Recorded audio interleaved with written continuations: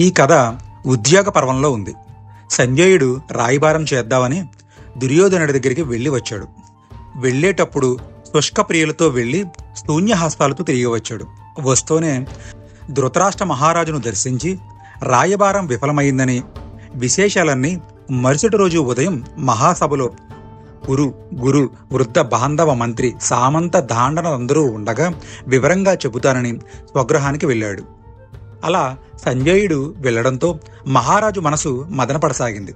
కుటుంబ కలహం ఏ పరిణామాలకు దారితీస్తుందో అనే ఆందోళనతో ఆ వృద్ధరాజు హృదయంలో కల్లోలం పుట్టింది.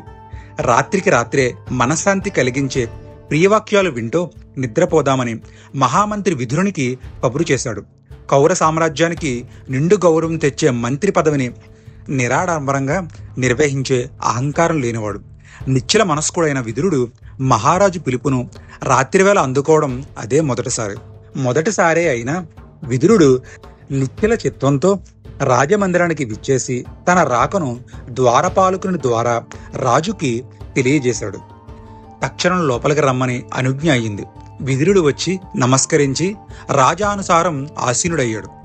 అప్పుడు ధృతరాష్ట్రుడు తనకు నిద్ర పట్టడం లేదని, హృదయానికి శాంతి కలిగించే మాటలు చెప్పవలసిందని అడిగాడు. మహారాజా, మీకు నిద్ర పట్టడం లేదంటే నాకు చిత్రంగా ఉంది. బలవంతునితో విరోధం తెచ్చుకున్న మూర్ఖులకు, ఇతర సంపదను హరించే వారికి, కామం పెచ్చు పెరిగిన వారికి, దొంగలకు మాత్రమే రాత్రి నిద్ర పట్టదని శాస్త్రాలు ఘోషిస్తున్నాయి. ఈ లక్షణాలు మీకున్నాయని నేను అనుకోను. అటువంటప్పుడు మీకు నిద్ర పట్టకపోవడానికి కారణం ఏమిటో నాకు అవగాహన కలగడం లేదు అన్నాడు. అని ఎదురు ప్రశ్న వేయడంతో ధృతరాష్ట్రుడు కొంచెం చికాకుగా, నేను నీ ముఖం నుండి ధర్మ ప్రవచన మాత్రమే కోరుతున్నాను అన్నాడు. మహారాజా, ఉత్తమ గుణాలు, ఉన్నత ఆశయాలు, ఉదాత్త ధర్మలుకలు ధర్మరాజు త్రిలోకాధీశుడు కాగలని శక్తి ఉన్న ఆ కుంతీసుతుడు మీ మాటకెన్నడూ ఎదురు చెప్పలేదు. అయినా మీరు వారిని కారడవులకు పంపారు. మీకు బుద్ధి లేదని, ధర్మజ్ఞులు కారని నేను అనలేను. అయినా వాటిని అనుసరించే దృష్టి మీకు లోపించింది. వారికి రావలసిన రాజ్యభాగం కూడా వారికి ఇవ్వలేని స్థితిలో ఉన్నారు మీరు. దుర్యోధన, దుశ్శాసన, శకుని, కర్ణాది అయోగ్యులపై అపరితమైన విశ్వాసం ఉంచి ఈ సామ్రాజ్యభారం అంతా వారి చేతుల్లో ఉంచారు. అలా ఉంచి శాంతిని వాచించడం వివేకమా మహారాజా అని తిరిగి ప్రశ్నించాడు. సాత్విక స్వభావము, ఉద్యోగ యత్నము, క్లేశ సహనము, ధర్మబుద్ధి దృష్టి కల పురుషుడు ఎన్నడూ వంచితుడు కాడు. ఇటువంటి విద్వాంసులు దుష్టులకు దూరంగా ఉంటారు. మహారాజా, ధర్మార్థాలను అనుసరిస్తూ, లోక వ్యవహారం గ్రహిస్తూ, భోగచింత లేకుండా, పురుషార్థాలు సేవిస్తూ, అప్రస్తుత ప్రసంగాలు చెయ్యకుండా, దుర్లభాలు వాచించకుండా, పోయిన వాటి కోసం శోకించకుండా, ఎటువంటి విపత్తులు వచ్చినా ధైర్యం కోల్పోకుండా, ప్రారంభించిన పనిని నిర్విఘ్నంగా పరిసమాప్తి చెయ్యనిదే విడవకుండా, సోమర్తనాన్ని దరిచేరనియ్యకుండా మనసును స్వాధీనంలో ఉంచుకోగలిగిన వాడే విద్వాంసుడు. ఆదరిస్తే ఆనందిస్తూ, అనాధారానికి ఆగ్రహం పొందడం విద్వాంసుల లక్షణం కాదు. వారి హృదయం గంభీరంగా గంగానది సదృశంగా ఉంటుంది. విద్వాంసుల బుద్ధి విద్యను అనుసరిస్తుంది. విద్యకి వారి బుద్ధి అదుపులో ఉంటుంది.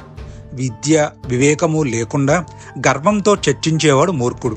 దారిద్ర్యంతో కొట్టెమిట్టాడుతో లేనిపోని ఆశలు పెట్టుకునేవాడు. వేయధర్మం విడిచి ఇతర మార్గాలనే అనుసరించేవాడు.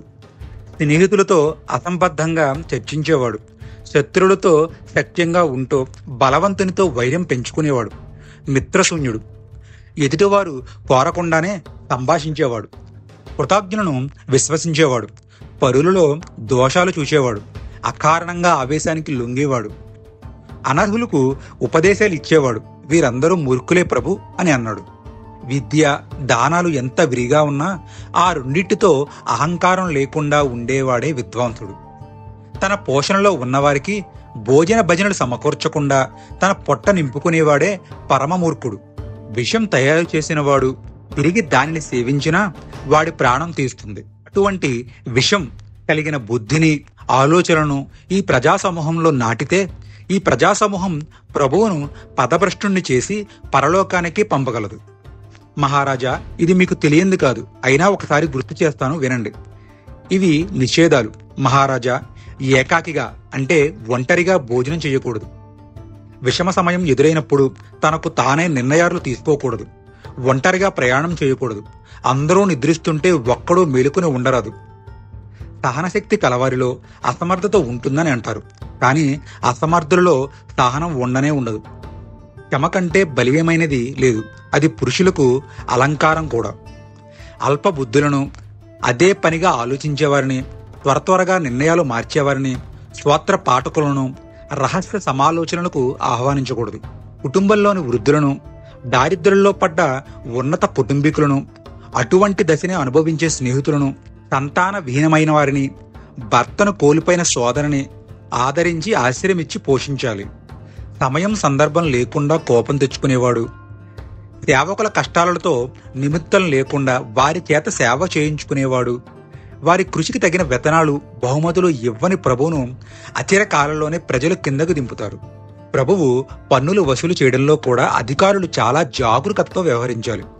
పూలదండలు కట్టేవాడు మొక్కకి ఏ చేటు రాకుండా దాన్ని పెంచుతూనే పువ్వులు కోసేటట్టు పన్నులు వసూలు చెయ్యాలే తప్ప బొగ్గుల వ్యాపారిల చెట్టు మొదలంటూ నరకూడదు. గో, నారి, విప్రజుల మీద, స్వజనం మీద శౌర్యం ప్రకటించేవారు అరముగ్గిన పండును నేలకూలుతారు.